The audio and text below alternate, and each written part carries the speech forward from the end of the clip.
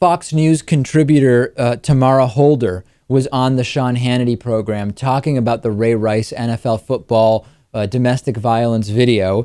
And she claims, her allegation is that the anti-testicular police, I guess what she considers to be anti-male individuals, are trying to take Ray Rice's balls, and that this is all just going completely overboard. And she actually gets into it with Sean Hannity. Let's take a look at a little bit of this video here.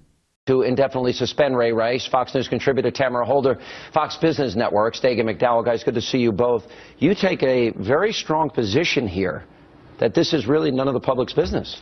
Well, I think it's interesting that the anti-testicular police are coming out and just taking this guy's balls and ripping them off and not paying attention to the fact that there is a family here, that there were decisions to be made behind closed doors, that also Miss Rice, formerly Miss Palmer, she played a role in it. She is not, nobody can say that she deserved to be hit. Nobody. I'm not making that statement. But you're talking about the hit and the spit.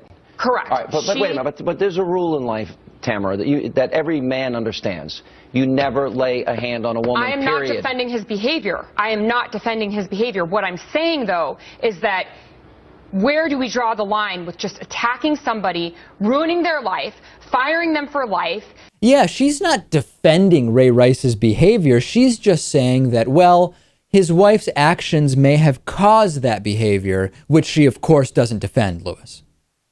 It's some very strange wording. Yeah, she's very clearly defending the type of behavior. It's very odd to see a woman saying these types of things. Well, a lot of the comments too, this was posted all over the internet, and I was reading through some of the comments, and there seem to be a lot of individuals who say, if Tamara Holder had ever been the victim of being punched and knocked unconscious and dragged around by her then fiance or husband, would she still have the same feeling about the so-called anti-testicular police? And to me, I agree that her feelings may be different, but I think that's a problem with our society, which is this inability to empathize with others. And we see this a lot with LGBT individuals and those who aren't part of the LGBT community, seemingly completely unable to empathize with the circumstances that LGBT individuals are in. Why can't people just figure out, or at least think for a second or reflect, well, this hasn't happened to me, but here's what it would be like if this were my situation? There are many, many people in this country who just have a total lack of empathy, and a complete lack of empathy in any way, shape, or form. There's a word for that. And, that's someone who's called a sociopath. I'm not necessarily saying she is one, but when she started talking, after I listened to this clip, the first thing I thought to myself was, clearly this is a woman who has never been punched in the face before. Sean Hannity, by the way, loving the opportunity to appear as the reasonable pro-women guy and bringing on just an absolute extremist on this issue. And he actually does seem pretty reasonable, saying, hold on a second, you just don't hit women if you're a man. You just don't do it. Sean Hannity appearing to be the voice of reason here.